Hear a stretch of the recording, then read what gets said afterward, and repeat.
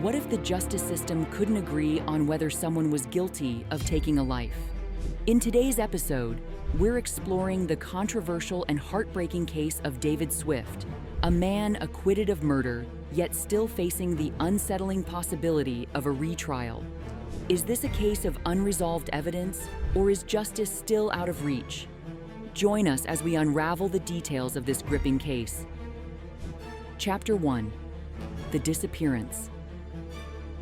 On October 30th, 2011, 44-year-old Karen Swift's car was found abandoned on a rural highway near Dyersburg, Tennessee. The mother of four was last seen the night before after tucking her 9-year-old daughter into bed. When her daughters awoke the next morning, Karen was gone. Investigators suspected homicide early on, but lacked witnesses, DNA, or clear cell phone data. The main suspect appeared physically incapable of committing the crime. After years of investigation, Karen's disappearance remained unsolved until 2024, when new details surfaced. Near her abandoned car, a pair of jeans and a top, later confirmed to be Karen's, were found, though the costume she had worn the night she disappeared was still inside the SUV. Police also discovered that just 3 weeks before her disappearance, Karen had filed for divorce from her husband David, though they continued living together to maintain stability for their children. Chapter 2: A Troubled Marriage. David and Karen's marriage had been troubled since 1996, when David had a 3-year affair resulting in a child. Though they divorced in 2000, they remarried that same year. Later, Karen had an affair, prompting David to move the family to Dyersburg, Tennessee, for a fresh start.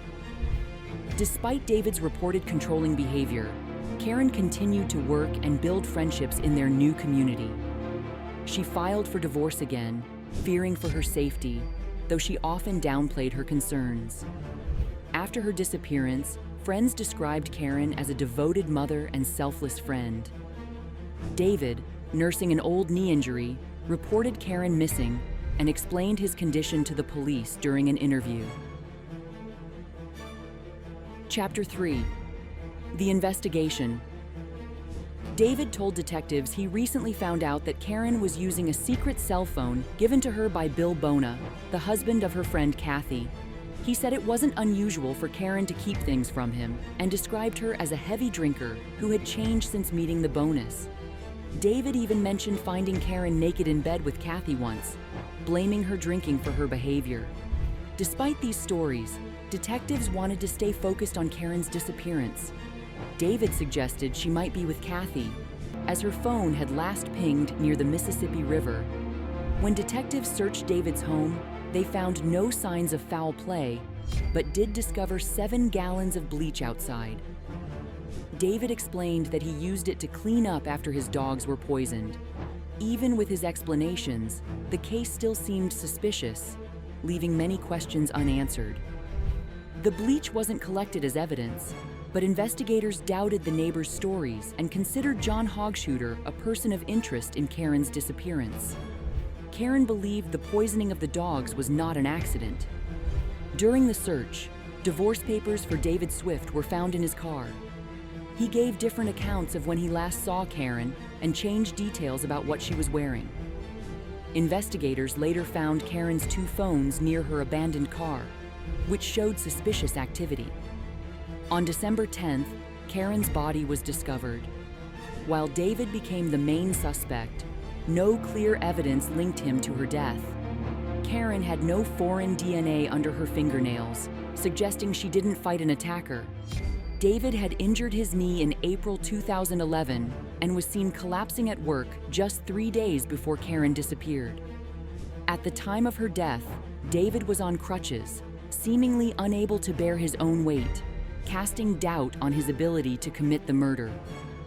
Investigators also looked closely at other people, including Bill and Kathy Bona, as well as neighbor John Hogshuter, whose actions raised suspicion. Odd events in the neighborhood, like a man using a metal detector near the cemetery where Karen's body was discovered, only deepened the mystery surrounding her case. Chapter 4: Theories and suspicions. Rumors swirled about Karen's involvement with others at a party, which some thought could have triggered David's anger. After Karen's death, David moved and remarried, and public pressure for charges continued. Investigators pieced together a theory. David, angry over Karen's plans to divorce, faked his knee injury and attacked her while she slept. He allegedly dragged her to the garage, struck a fatal blow, then drove her to the cemetery. To stage a scenario, David punctured a tire on Karen's car, making it seem like she left on her own. However, the evidence was still inconclusive. When Karen's phone disconnected from the home extender, David drove her Nissan just far enough to make it look like she had a flat tire, but kept it close enough for him to walk back home. On his way, he threw the phone into the woods. He then searched for Karen's second secret phone in the downstairs bedroom, rummaging through her things and accessing her voicemail. 5 hours later, just before 1 a.m., he returned to the woods to drop Karen's second phone near the first one. Investigators suspected he cleaned the garage with bleach before calling Karen's friends, pretending to be worried about her disappearance. Chapter 5. The Trial. In July 2023, more than a decade after Karen's death, David Swift was arrested for first-degree murder. However, the reason behind the prosecutor's decision to indict him was unclear, as no new witnesses or forensic evidence had emerged since 2011. The trial was based largely on circumstantial evidence, with friends testifying about David's controlling behavior. Neighbors spoke about him spying on their house and obsessively tracking Karen's whereabouts. Kathy Bona shared how David constantly called when Karen was with her, and other witnesses described his jealousy and anger over Karen's social life. A key moment discussed during the trial was Kathy's 40th birthday, when Karen was found passed out naked in the living room, with conflicting accounts from those who were present. Did you see Karen Swift leave the hot tub and go into the house? Yes, she looked hot and went inside, followed by Mr. Bona a few minutes later. When I walked in, she was lying on the floor without clothes, so I covered her with a towel. Mr. Bona was standing over her with a creepy look. The prosecution claimed David lied about Karen's secret phone and stayed awake the night she disappeared. His computer showed activity around 3 a.m., where he viewed Karen's photos and later visited dating websites. Although he said he had a knee injury, he was seen moving hay bales without crutches. The state argued Karen wouldn't have left after taking Benadryl, but David's defense said he couldn't have dragged her due to his injury. His daughter testified that it was Karen who moved her to her sister's room that night. The defense also highlighted the lack of physical evidence. David Swift was found not guilty of first and second-degree murder, but the jury couldn't agree on voluntary manslaughter.